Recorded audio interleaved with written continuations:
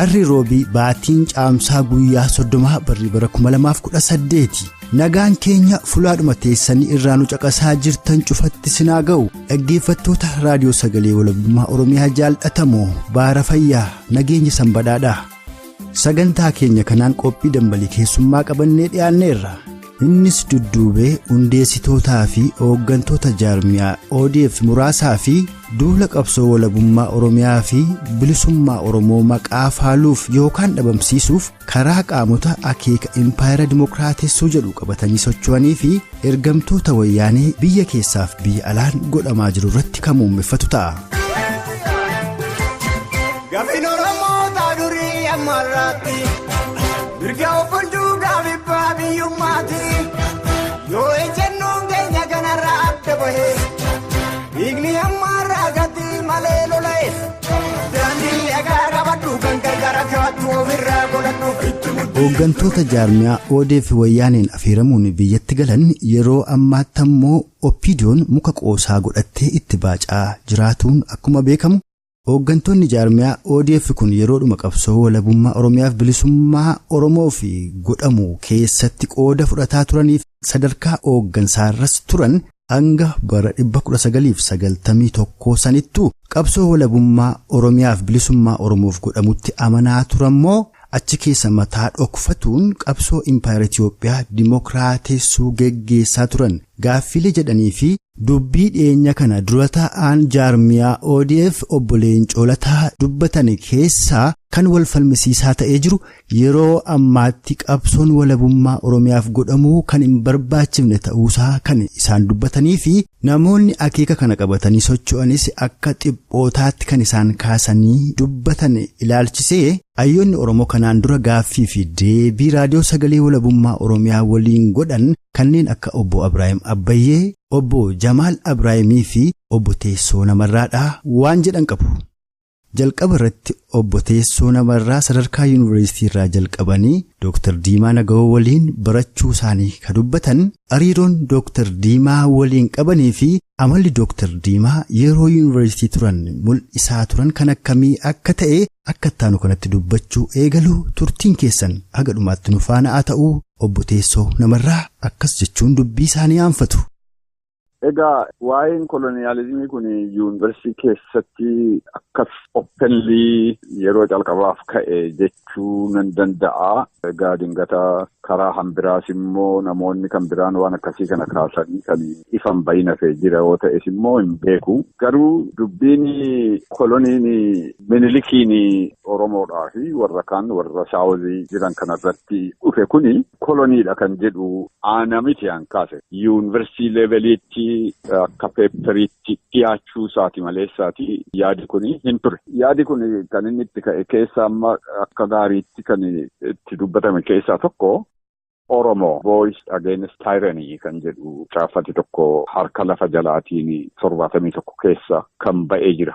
Waraqaatti ba'e kuni waan organizationii irratti meecaaftuu lamaan akka First Pan African Institution jettee yoo fudhachuu dandeesse the Oromo Voice Against Tyranny kan jedhu kun immoo akkanatti fakkaatutti ideological foundationii Oromoo movementidhaa fi bu'uura kan ta'e na fakkaata. Maqaa adda addaa fudhatu iyyuu malee karaa adda addaa adeemu iyyuu malee gaaffiin Oromoodhaa gaaffii Oromoo Voice Against Tyranny jedhu kun kaaserraatii hin maqne harka caalaansa boodana kana gaafarri kurrii maranii dhalatanii malee akkasiin ture kanaafi achirratti ka'eera waan akkasii kun koloneeffataadha Minilikii nus immoo kolonii jala jirra kanaafi istiraagaliin kuni anti-colonial istiragalii ta'uu qaba kan jedhu achirratti ka'e.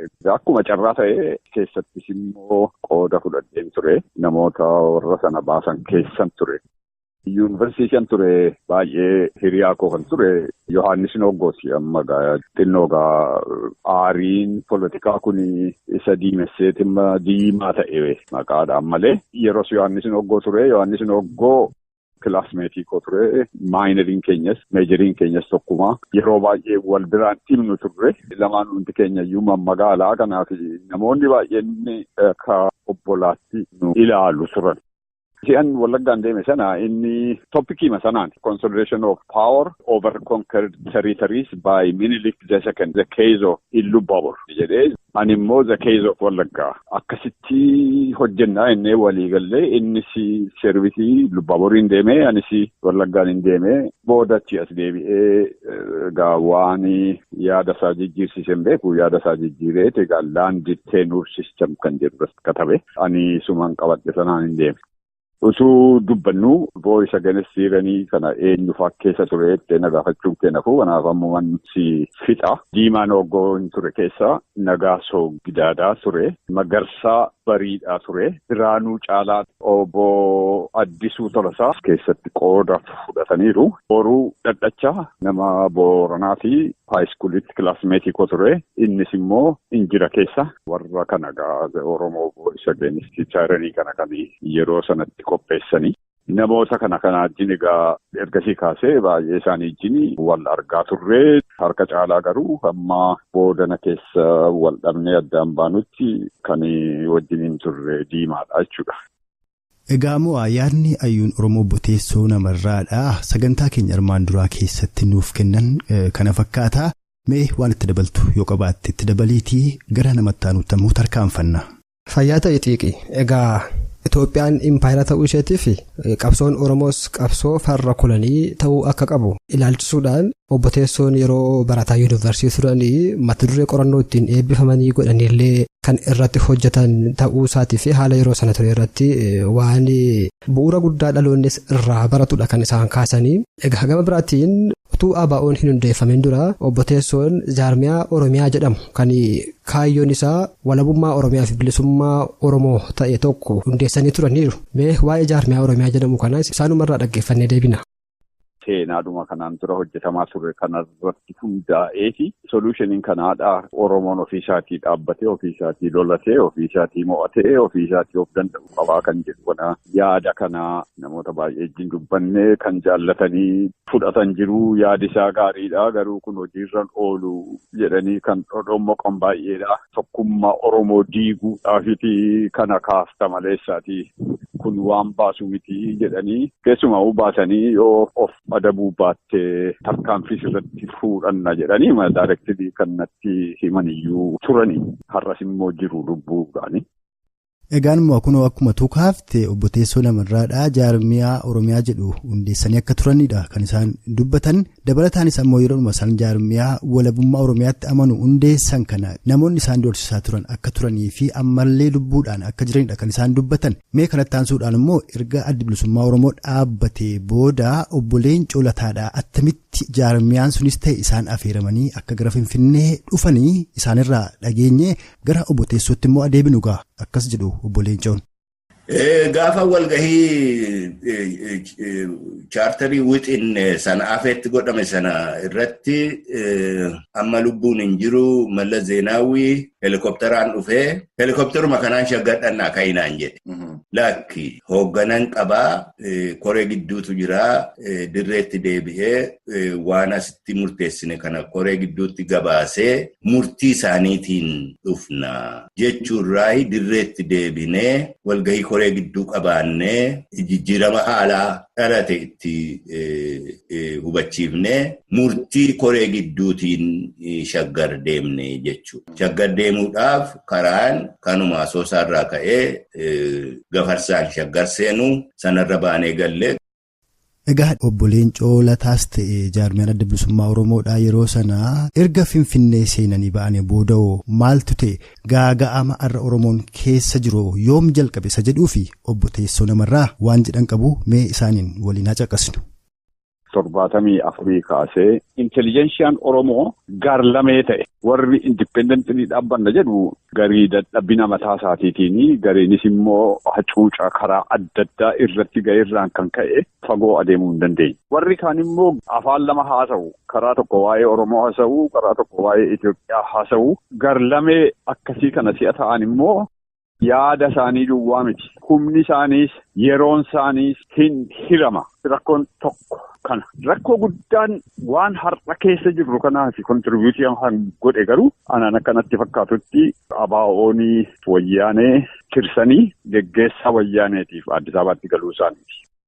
Karaa tokko immoo warruma kana hojjetee egaa garii beekanii ta'a, garii waldhaalumaan ta'a. Namoota manaa kana fichisiisanii ofii isaaniitii baqatanii biyyaa ba'an kun asitti immoo hiiroo ta'anii hamma har'aayyuu taanaan karaadhuma adda addaadha. Istiraagadiin kun akka inni iddoon geenyee fi shira adda addaa uumanii uummata kana akka inni humna godhannee fi diddiiguudhaaf hojii guddaarra jiru. Kaleessa Oromoo Dimokiraatik Fooram jedhanii isuma ofii isaaniitii diiganiiti deebifnee ijaarraa kanaaf immoo fooramiin nu barbaachisaa jedhanii calqaban. Xinnoo ishee turanii immoo lakkiinnoon taane amma kaane nuyi Oromoo Dimokiraatik Firoontiidha jedhan. Kanaaf hundeen faffaca'ina har'aadha kuni dadhabinaa fi sharrii warri wal'aansoon uummataa kun akka inni iddoon geenye barbaadanii uumanidha.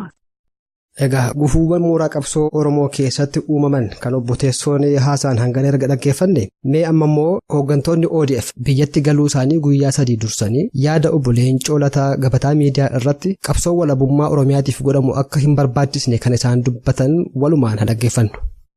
Yaada walabummaa kana warri kaafne nuyi haala biraa jalatti kaafne haalli sun jijjiirameera. Gaafa ajendaa walabummaa kana kaafnu nuyiif walabummaan gaaffii duraati. Gaaffii sadarkaa tokkoffaadha. Pilaan Eedha. Pilaan B waan sanaa gadii jedhamee kaa'ame. Ana yoona gaafattan har'a pilaan Een Oromoon Federeeshinii Sabdaneessaa Dimokiraatawaa keessa jiraachuudha. Oromoodhaaf sanatu fayyada. Maaliif biyya guddaa tokko keessatti sagaleensaa akka karaa haqaa yoo dhagahame mirgisaa yoo eegame hin aangawa. Oromoon aanga'uun Itoophiyaa aangeessa. Itoophiyaan aangofte dimokiraatofte ammoo gaafa Afrikaa keessatti qooda murteessaa taphata. Lammata namisee doorsisu hin jiraatu. Anaan dura maaliin doorsisu dhibdeetu keessa see jira. Dhibdee sana keessaa tokko gaaffii Oromooti. Itoophiyaan gaaffii Oromoo deebiftee Itoophiyaa jabduu taatii kun immoo Oromoodhaaf faayidaa qaba ka jedhu dhibban itti amanaa. Egaa xiiqii obbo Leencoon qabsoo walabummaa Oromiyaatiif godhamu kan hundeessan ta'uu isaaniitii fi ammatti ammoo qabsoo walabummaa akka hin barbaachisnedha kan isaan dubbatani. Eeyyee dhugaadha moo akkumatti jetteedha kan isaan jedhanii gaaffiin walabummaa Oromiyaadhaan ammatti akka hin barbaachifneef akka deebi'etti kan isaan kaasaa jiran. Haa ta'uti ayyuun Oromoo obbo Abiraayim gaaffiif deebii kanaan dura raadiyoo sagalee walabummaa Oromiyaa waliin taasisan keessatti kan isaan dubbatan akka itti namoonni hiikaa qabsoo walabummaa Oromiyaa fi kennan akka itti ibsan qaban. Mee obbo Abiraayimiin ammoo waan isaan jedhan walumaan haa dhaggeeffannu. Namoota hedduudhaaf yaadni tokko hin galiniif kan jiru biyya addunyaa kana keessatti hiree itti murteeffachuu waan jedhu kanaatu hiikaa lama qabuutu jira jechuudha. Hiree itti murteeffachuun kun kanuma mootummaan malkaa ambaa United Nations kan jechuu boqonnaa tokko lakkoofsa tokko irbuu isaanii keessatti kan jedhu cabinet waan jedhu tokko jalatti maaltu jedha seetu hiree itti murteeffachuu wanni jedhu kun gosa lama kan ta'e tokko maal jedha biyyuma isii keessatti mootummaa ofii qabaattee nagayaan dubbachuu waa barreessitee waa balaaleffachuu hiriira nagaa baatee waan siif hin taane dubbachuu filuu fi filatamuullee mirga qabdaa jedha. Kuni hiree itti murteeffachuu mootummuma itti jalattuu jechuudha. Fakkeenyaaf olaal yoommaan tanaa Oromiyaanii biyya taatee walabummaan isii mirkanooftee mootummaa fi bulchina ofiillee qabaanne hiree itti murteeffannoodhaa uummanni Oromoodhaa mootummuma Oromiyaa san jalaarrattuu qabaachuu qabaniitu jira jechuudha. Mootummaan sirna dimokiraatiidhaatiin utubamtee hin ijaaramini mootummaa jechuun hin danda'amu jedha. Amma fakkeenyaaf uummanni Itoophiyaa jedhan kun yookaan warri Habasiiniyaadha. Mootummaa ofii qabaachuu mirga qabu jechuudha. Habasiiniyaa guutamee warra seenaa beekuu fi Gondar Goojjaamii fi warra Noorziiti jechuudha. Biyya isaanii san keessatti mirga isaanii qabaachuu danda'u. Akkasumatti illee mootummaa tokko qabaachuu mootummaa heeraa fi seeraan utubamtee dimokiraasiidhaan dhaabbatti qabaachuu danda'an jechuudha. Sanigaa eega hiree ifii fi murteeffachuurraa tokko tuqaa tokko taate hiree ifii fi murteeffachuun lammadaa hoo maalii haja'u haa uummata Oromoodhaa yeroo baay'ee ittiin afaan faajjessaa turani hiree ifii fi murteeffachuu kan dura tuqe kana jalatti kan uummata Oromootiif ta'uu fakkeessaniiti. Mootummaan addunyaadhaa haja'u Yuunaayitid Neeshiniin akka barreeffamee barruusaan keessa jirutti hireen fi murteeffannaa lammaffaadhaa jedha mootummaan yookaan biyyi takka kan biyya qabaachaa turte. Hani sirna ittiin bulfamaa qabaachaa turte. Hooni uummata alagaatiin qabamte haaluma fedheenu bilisa bahuudhaaf mirga qabu jedha. This is decolonizing. Kolonii irraa jalaa bahuu qabu danda'uudha jedha. Biyya ofii qabaatanii biyya isaanii keessatti aadaa, afaan, qabeenya isaanii guddisuudhaaf mirgi addunyaadhaan hayyamaafi jedha. Kan uummanni Oromoo barbaadu mirga Itoophiyaa jalatti miti. Duraan dursinee Oromoon yommuu jennu Oromiyaan akka biyyaatti jiraachuu, uummanni Oromoo akka uummata biyya qabuutti beekamee jiraachuudha fudhachuu qabu jechuudha. Eegasiifuu maaliifi walabummaa biyyaatiif bilisummaa uummataa jenna jechuudha. Walabummaa biyyaa jechuun biyyi tokko alagaa irraa qulqulluu taate humna alagaatiin sarbamuu irraa haftee ifiif bulchanii biyyi sani biyya daangaan isii eegamee uummanni isaa nagaan keessa jiraatu jechuudha. Bilisummaa uummataa kan jennu kun immoo uummannichi keessa jiru mootummaa ifii qabaatu jalatti nagaan jiraachuu jechuudha. Kanaaf jecha hiree ifii murteeffannaa kan jedhan kana yeroo baay'ee namoonni baay'een kana jalatti dhokateeti yoo nuti lakkii barii hiree uummata Oromoodhaa mirkaneessuufi jedha. Hiree ifii murteeffachuudhaa mirkaneessuu jechuun hiikkaa lama qabaachuu kana uummanni baay'een kan beeku natti hin fakkaatu. Haa ta'u kanaaf jecha walabummaa biyyaatii bilisummaan uummataa kan jennu kuni kan ulaalu nuti biyya nuti koloniidhaa biyya humna alagaatiin qabamte kana jala lafti keenya birmadoomte uummanni keenya bilisoomuu qaba. Dhaggeeffattoota keenya jaallatamoo yaadotni isin dhageessaa jirru kuni gaaffiif deebii armaan dura ayyoottan Oromoo waliin taasisuun karaa raadiyoo sagalee walabummaa Oromiyaa isiniif dhiyeessaa turre keessaa ka fudhannee fi haasaa hundeessitoonnii fi hooggantoonni jaarmiyaa ODF dhiyeenya kana walabummaan Oromiyaa hin barbaachisu jedhuun haasa'aa turaniif bifa wal deebisuu danda'uun kan isiniif dhiyeessaa jirrudha. Kanatti aansuudhaan ammoo obbo Leencoo Lataadhaa kana booda Impaayera Itiyoophiyaa Dimookiraatofte keessatti Oromoon mirgisaa kabajamee jiraatuu akka danda'u kan isaan dubbatan isin dhageessisuun obbo Jamaal Abiraayim ammoo Impaayera Dimookiraatawuu kan hin dandeenye ta'uu fi qaamonni Impaayera Dimookiraatessuuf qabsaanis hojii koloneeffataa kan isaan hojjetan ta'uudha kan isaan dubbatan mee waluma jala dhaggeeffannee gara namatti aanutti immoo waliin tarkaanfannaa ammas turtiin keessan nu faanaa ta'u. Warri ammallee walabummaa leellisan maalirraa akka ta'e akkana hubachiisan hin barbaada. Akkamitti Oromoo fayyada har'a gaafa qaamne nutu kaase dura gaafa sana waan hojjete qaba. Wanti inni gaafa sana hojjete Oromoota awwaalame biyya isaa keessatti sababii cuuta'e sababii guddaan amma naga'u. Adda bahuun yoo dhugaa dubbanne gaaffii sababii cuuti. Fottoquun sababii guddaan sanan gaafatu. Sababii cuu kan nu taasise jirata akka sababii cuutti nu ilaalanii akka nuti akka sanatti of ilaaluun nu godhan. Har'a Oromoon sana keessaa baheera. Itoophiyaa jijjiiruutti jira. Itoophiyummaanis jijjiiramaa jira. Itoophiyummaan dur Oromummaa wajjin, Sidaamummaa wajjin, Affaarummaa wajjin, Walaayitummaa wajjin faallaa ture. Har'a moggoo ta'uu danda'u.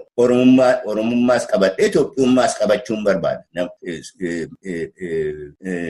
Hamba Itoophiyaa, hamba Oromoos ta'uun barbaada. Ilaalchi siyaasaa kan Impaayera Itoophiyaa keessatti hawaasota biraatiin wajjin walqixxummaan argamnaan wajjin buluun ni danda'ama inni jedhu kun kan biqile fedhii Oromoo keessaa otoo hin tahin fedhii humna koloneeffataa keessaa. Jarri kunniin yeroo waa'ee mirga uummataa itti kaaftee biyyi keenya walaba turtee mootummaa birmaduu qabaachaa turre uummanni keenya bilisa ture. Kanaafuyyuu mirga keenya kana deeffachuudhaaf yoo ati jettee itti kaaftu hin danda'amuus hin jedha. Maaliif hin danda'amne jettuun gabroonfataan humna nu olii qabaa, beekumsa nu olii qabaa, diinagdee guddaa kuufatee jira. Firoota biyya fagootiif biyya dhiyootitti illee qaba waan ta'eef biyya keenya walaboomsuu uummata keenya bilisoomsuudhaaf sirna of dandahee kan ofirratti hirkatu kan uummata kan keenya ijaaruu hin dandeenyis hin jedhan. So jechuun kanarraayyuu wanni sii galu maalinni qorqalbii isaanii qorqalbii mo'atama jilbiiffata ooradii kan harka kenne warra agartee mirga ofiifuu qabsaa'uu hin dandeenye ta'uu irraa agarta jechaadha.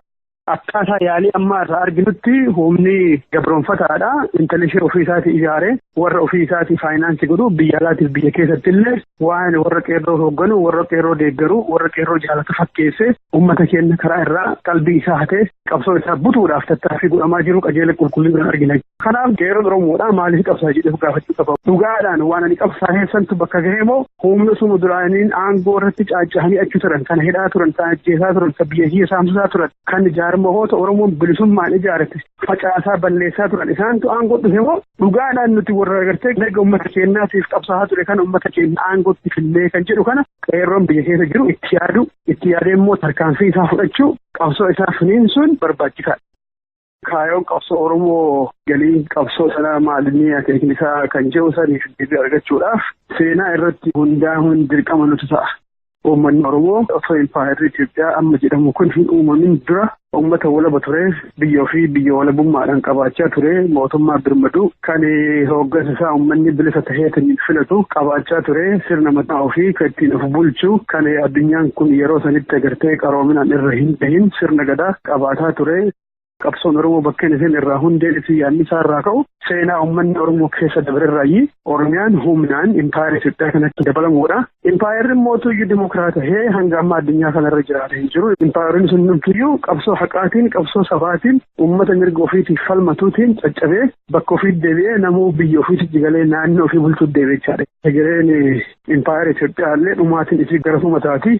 Galii siyaasaa hegeree qabsoo Oromoo irratti ilaalcha lama jira. Ilaalchi kun tokko Oromiyaa walaba kan duraanii agartee walaba turte uummata bilisaa fi mootummaa birmaduu Oromiyaa qabaachuun mirga keenya jedhee warra qabsoo godhuu fi lakkii impaayera Itoophiyaa tana keessatti namoonni biraa yoo walqixxummaa keenya kanuu fudhatan taate wajjinis buluu danda'a warra jedhu jira.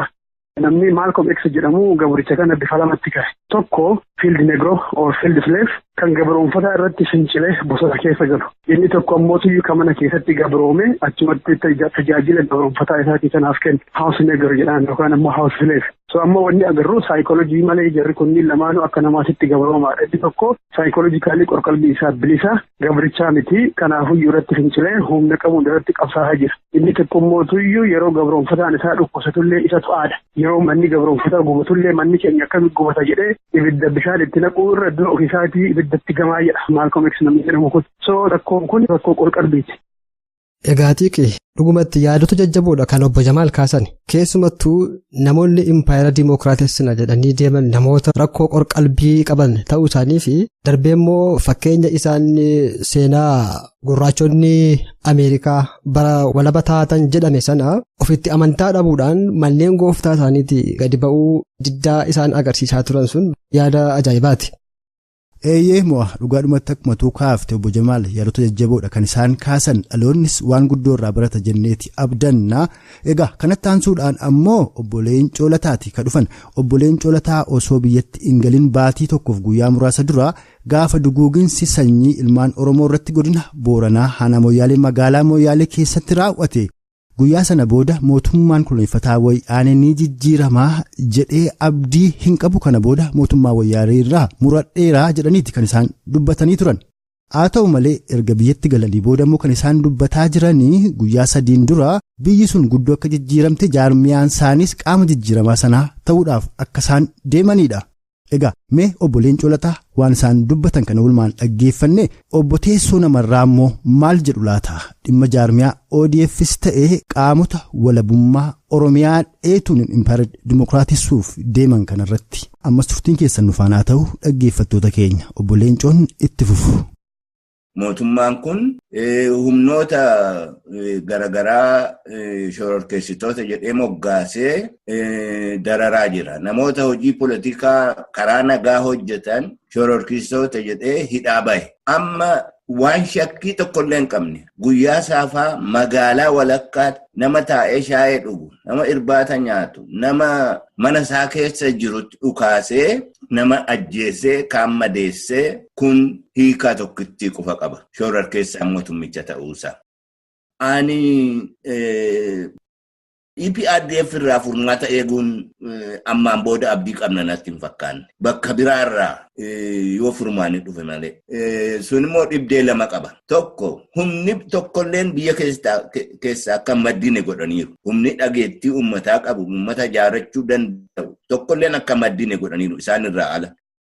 Egaa obbo Leencoo si'a baay'ee ofuma isaatii iyyuu himeera ani ganamumaa kaasee tokkummaa Itoophiyaa irratti amantiin koo jedhee kan immoo dhoffatee ta'ee ifumatti himatee ta'ee hin beeku. Ifatti himatee ta'e taanaan maaliif hoogganan ittiin amanne keessa seenee warri itti seene sunis immoo attamitti hooggana godhanii ofirra kaa'anii kan jedhu gaaffii guddaa deebi'uu qabudha. Namni lammaffaan immoo isaa fi harka mirgaa ta'ee Yohaannis Diimaadha. Ammatu dubbannu Yohaannis Noggoo fi Yohaannis Lataa calqaba anaa biratti kan wal baran anatu wal barsiise. Kanaan calqabe firummaan isaanii inni gaafas calqabe suni gaamma ammaatti duukaa dhufa jiru. Yohaannis Lataa digirii isaa Ameerikaa kanatti kan barate. Ethiopian Student Movement ana keessatti qoodan fudhanne waan biyya keessa jiru sana I think miisii waan godhe na fakkaata. Yohaannis Noggoo garuu biyya keessa jiraachuu duwwaatu hin ta'in active memberii ture student movementii keessatti. Diimaa wajjin wal quuqnee hin bennu namummaan isaa nama hin quuqu garaan isaa sigaa baay'ee hin beekamu. Haa ta'uyyuu malee si'a tokko waan guddaa itti wal buufanne tokko yeroo serdiirii turre Taarikuu Dabretsiyoon Gurbaa jedhamu tokko wajjin pirezidensiidhaaf dhiyaatanii Taarikuun injifatee inni kun garuu koongiresii keessa ture Uuzwaa jechuun egaa University Students Union of Addis Ababa jechuudha. Namni sagantaa akkasii kanarra jiru kuni waggaa sana gaaffiin ka'ee ijoolleen hiriira ba'anii hiriira sana irratti namoonni qaqqabamanii hidhamanii namoota hidhaman kana mootummaa nama baasutti barumsatti hin deebinuu jedhanii barumsa dhaabanii yeroo sana keessa ijoolleen foorziirii jiran amma buddeenitti dhiyaataniiru yeroo baay'ee sabotaajii godhaniiti barumsatti deebi'u. Diimaa Noggoo koongiresii Uuzwaa ta'ee barumsatti deebi'ee barumsa galee sabotaajii godhee jechaadha. Wanti kun baay'ee na rifachiisee baay'ee immoo na mufachiisee.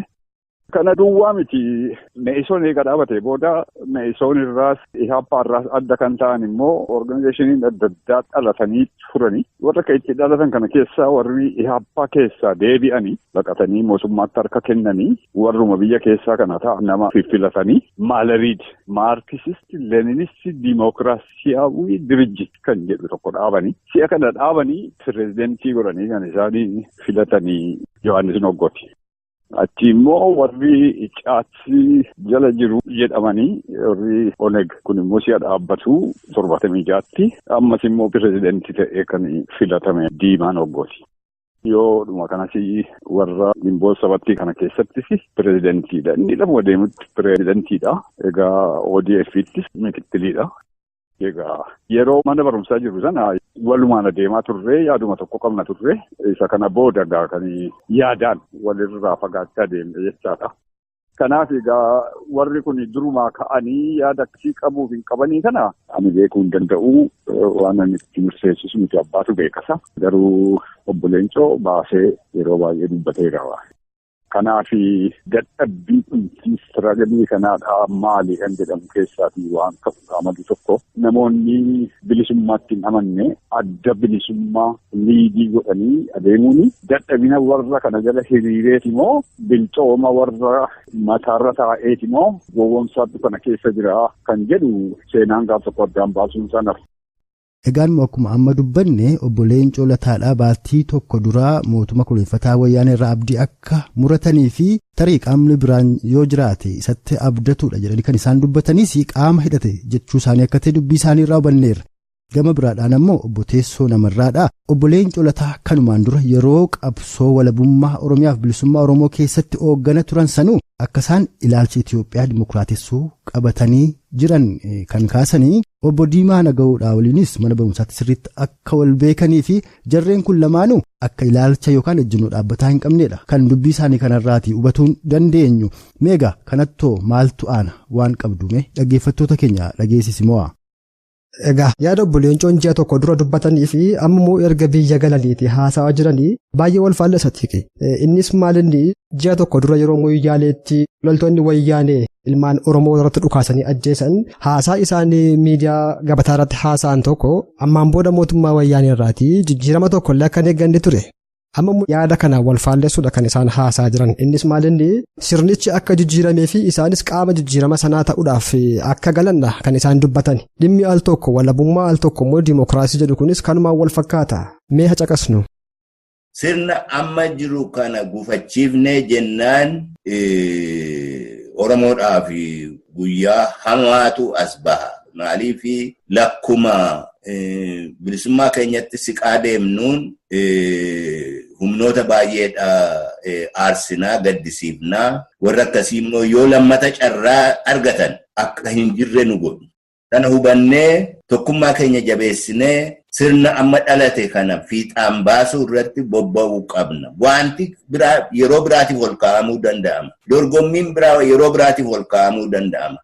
Ammatti sirni kun gajjabaatee hidda horatee akka Oromoonis bilisoomee saboonni hafanis bilisoomanii bilisummaadhaan tokko taanee akka jiraannu irratti bobba'uu qabnaa.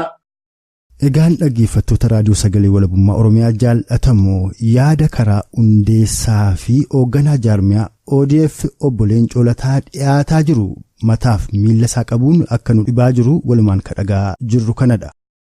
Gama biraadhaan immoo obbo Leencoo Lataadhaa ayyuu siyaasaa fi beekaa Oromoo akka isaan ta'anidha kan gama garaagaraan dubbatamu. Mee beekumsi siyaasaa obbo Leencoo Lataa kun maddisaa eessa? Namoonni ejjennoo dhaabbataa hin qabne kun maalirraa ka'uun kan isaan akeeka walaallammii keessa seenan? Isa jedhuuf obbo Jamaal Ibrahim waan jedhan qabu walumaan haa dhaggeeffannu.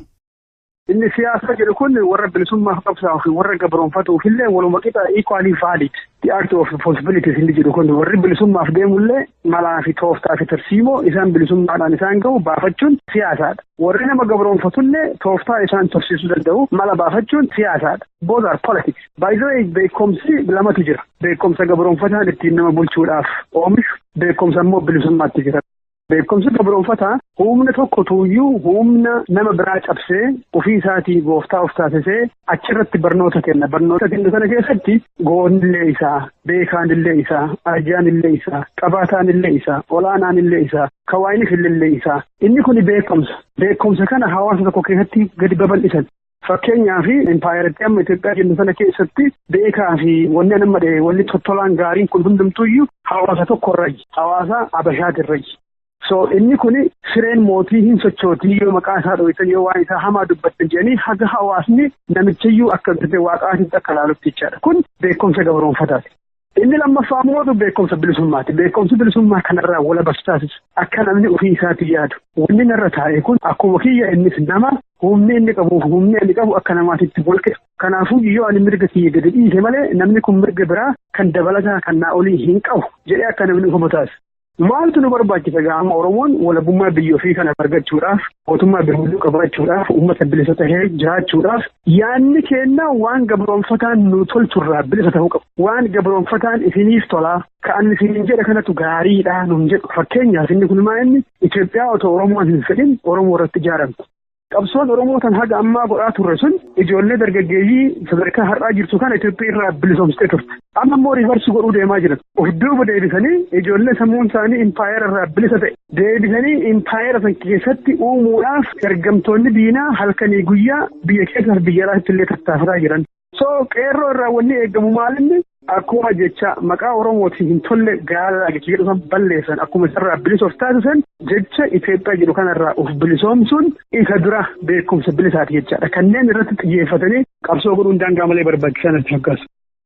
Egaan immoo kan obbo Leencoon jedhan impaayera Itoophiyaa deebisanii ijaaruudha. Obbo Jamaal immoo kan isaan jedhaa jiranii beekumsa siyaasa addunyaa waliin wal bira qabanii impaayerri indimokiraatoftuu diigamuu qabdi. Biyyi Oromiyaanis otoo hin koloneeffatamin dura biyya of dandeesse turte san deebifatuu qabaadha. Oromoon qeerroon Oromoodhaa immoo akkuma maqaa amaattiin yaamamaa ture sana ofirraa mulqee kaasee adeemsa impaayera Itoophiyaa keessatti awwaalamuuf deemamaa jiru kanas ofirraatiin mulquudhaan warabummaa Oromiyaaf qabsaa'uu akka qabudha kan isaan jedhan. Obbo Abiraayim Abbayyees fakkeenya durba butamtee bantiin ishee yookaan dubrummaan ishee erga irraa fudhatamee booda galuu hin qabdu dhiiruma bute sana jala turuu qabdii jedhame dhiibbaan irratti godhamuun wal fakkeessuudhaan warra Oromiyaan impaayera Itiyoophiyaa jala turuu qabdu jedhu kana ibsuu mee walumaan obbo Abiraayimiin haa dhaggeeffannu. Biyya keenya keessatti dhiirti kun karaa hodduudhaan dubartii fuudhu. Tokko butaa kaan immoo dhaqanii kadhatu. Butaan kun dirqumaanii yogguu ijoolleen dubaraa laga dhayxu dardarri dhufanii qabanii fuudhanii deemaniitiin mirga ishiirra dhaabbatanii jaarsa ergatu. Yogguu ergatanii maal jedhu jaarsa kun taa'aniiti gaa intalti tuni ammaan tana intalummaa isiitiis dhabdee jirti. Namni biraatii isin fuudhuu hin ta'u tahaa meedin fedhan tahaa soo tanaaf jecha namichuma humnaan sarbee dubrummaa ishiirraa fudhate kana akka ishin waliin jiraattu itti muru jechuudha. Namtichi heeratti darbee heeraaf dhihaatee mirgi isii beekamuu qaba malee ati amma booda imman baaftu namichuma kana hojii jiraadhu jedhanii heera haqam tahin itti muruun sirriin turre. Amma warri uummanni Oromoodhaa Itoophiyaa keessatti jiraachuu qabaa achuma keessatti nagaa barbaadu qaba jedhu kuni bakka mirga dubartii saniin dhaqee natti mul'ata jechuudha. Sadarkaa akkasittiin gabbuusee ilaala jechuudha. Warra mirgi isaanii humnaan sarbame jechuudha. Warri mirgi isaanii humnaan sarbame kuni mirga isaanii dura argachuu qabu jechuudha. Namumaa wajji qixxee ta'anii dubbachuudhaafi waan isii barbaadaniif hin barbaanne murteeffachuudhaafi mirgi isaanii guututti beekamuu irra jiraata. Hanga koloneeffataan gabroonfataan irra jirutti mirga isaanii kanaan jechuu hin dandeenye jechuudha. Koloneeffataan yookaan gabroonfataan kun irraa ka'uu qaba. Gaafa san booda uummanni Oromoo eega biittisaa biyyasaa taate sagalee ugguramtuu takka malee waan fedhe jedhee muratee murteeffachuu danda'e achi boodaanii yooni barbaachisaa ta'e eenyu wajjin jiraachuudhaafi fedhiidhaafi hawwii uummataati jechuudha. San gahuudhaaf immoo dura harka alagaa jalaa bahuudha jechuudha. Oromiyaan walaboomtee bilisummaan uummataa mirkanaa'uu qabdi jechuudha. Bilisummaan tasumaahu hadhaadhaan araaraan kan dhufte addunyaa tanarra hin jirtu. Waan addunyaa tanarratti takkaa hin jiraannees uumuu hin dandeenye. Gabaabduutti warri habashootaa warra qawweedhaan dhufe jechuudha. Warri qawweedhaan dhufe kuni bu'aa hedduu argatan. Namoonni kuni ni dhuman malee yoo qawwuma akka isaan ittiin dhufan sani qabaattee irraa kaafte malee tasumaahu nagayaanis hin dhufne warra lolaan dhufe karaan isaan beekaniis lolaanumaan deebi'uudha jechuudha. So tanaaf jechi kan uummanni Oromoo wal gorsuu qabu irraawaa, hidhadhaa, wal hidhachisiisaa, mirga keessaniif falmadhaadha. Egaa moo kana bira jiru kana fakkaata gama keen maal qabda? Fayyaa ta'e xiiqi. Egaa obbo Leencoon Ji'uma bitootessaa keessaa dhaabbileen diimokiraasiidhaaf qabsaa'anii fi walabummaa Oromiyaatiif darbees qabsoo hidhannootti amanan walirratti duuluu akka hin qabneef waliin hojjechuu akka qabanna kan isaan dubbatanii turan. Haa ta'u malee biyyatti galuu isaaniitiin guyyaa 3 dura miidiyaa gabataa irratti kan isaan dubbatanii warri walabummaadhaaf qabsaa'an maaliif akka qabsaa'an akkanaaf ibsaniin barbaadaa jedhanii turani. Mee egaa tokkummaa obbo Leencoon baanaan tokkummaa isa akkamii akka ta'e afaanuma isaaniirraa erga dhageenyee booda tokkummaan yeroo ammaatti Oromoodhaaf barbaachisu tokkummaa akkamii akka ta'e immoo yaada obbo Jamaal Abiraayim itti fufsiisna mee hacaqasnu. Ilaa sadarkaa yaadaatti osoo dhaabonni jiran kun sadarkaa yaadaatti wal hubannoon irra gahame gaariidha. Hagammaa tattaafannee sun hin danda'amne sababa garagaraatiif. Amma garuu waan tokko irratti wal ta'uu qabna. Qabsichi harka uummata Oromoo seeneera. Kana fudhachuu nuti immoo karaa dandeenyu hundaan uummata keenya qabsoo irra jiru bira dhaabbachuu waan ani hin dandeenye dhaabni biraa gochuu danda'a. Waan isaan dandeenye immoo gochuu danda'a. Akka kanatti yoo ilaallee deemnee bu'aa guddaa buusuu dandeenya. Hir'ina kiyya jabinni isaanii anaaf immoo bakka na hidhate kanaa guutu. Akka kanatti yoo yaadne Oromoo balaa asitti adeemu irraa dandamachiisuu dandeenya. Waan tokko garuu nuti gaafuma jalqabneerraa Oromoo walitti duuluun yoo diinaaf tole malee Oromoo waa tokko illee hin fayyadu. Kanaaf walitti duuluu dhaabu sadarkaa duraatti. Walitti duuluu dhaabnee dhukaasi keenya ka afaanii warri qawwee qabus ka qawwee isaanii warra uummata keenya dararaa jiru irratti xiyyeeffachuu irratti hojjechuu kana wanti barbaachisa. Tokkummaan tokko kan uumaadhaan qabnu kanamuyyuu watakkayyuu sochoosuu hin dandeenye uumaa waaqaati Oromoo ta'uudhaan hundumtuu tokko. Sosamirraa watakkayyuu mariif shakkiin maniin illee jiraachuu illee waan qabu natti fakkaatu. Tokkummaan irra guddinni namni yeroo ammaatti dubbatu tokkummaa ilaalcha siyaasaati, tokkummaa kaayooti. Tokkummaan nuti barbaannu tokkummaa bilisummaa fiduu danda'u. Tokkummaa gabrummaa nurra dheeressuu danda'u hin barbaannu. People have to understand this. Tokkummaa gabrummaa nurratti dheeressutu qabaachuun nurra jira jedhee namni yoo kodaansa karaa dogoggoraa irra jira. In fact lakkii tokkummaa akkasii hin fudhannu warra jedhetu qabsoo Oromoo sadarkaa kanaan gahe. Ammallee wanni barbaachisu tokkummaa karaa bilisummaa irraan dhugahu yaada san irratti walii galuudha. Existence Itoophiyaa itti fufuunti Oromiyaan akka saamamtu taasisuu achi Oromoodhaaf bu'aan inni fidu hin jiru. Oromoon kana hubatee impaayera kana diiguun biyya ofii isaatii dhuunfachuu qofti qabeenya isaa kasilaa diinni irratti akeekkatee qabatee deemuu ajjeessuu san dhuunfachiisuu akka danda'u hubachuun daangaa malee barbaachisan adda fakkaata. Egaa xiqqii kan na bira jiru kanuma gama kootiin xumureerra ulfaadhu.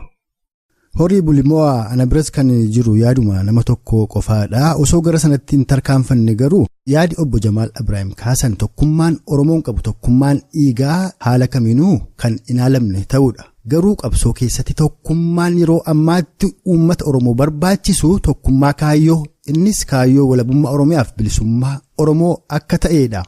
Egaa obbo Leencoo Lataa fi yaada obbo Jamaal Ibrahimis ta'e kanneen keessummoota keenya biroo gidduu garaagarummaan fagoon akka jiru argama jirra. Haa ta'uuti yaadonni kunis ta'e ilaalchonni kun calalamuu akka qaban ka dubbatan obbo Teessoo Namarraadhaa ammoo dhaamsa bal'oo nuu dhaabuudhaan dubbii isaanii maa'essu.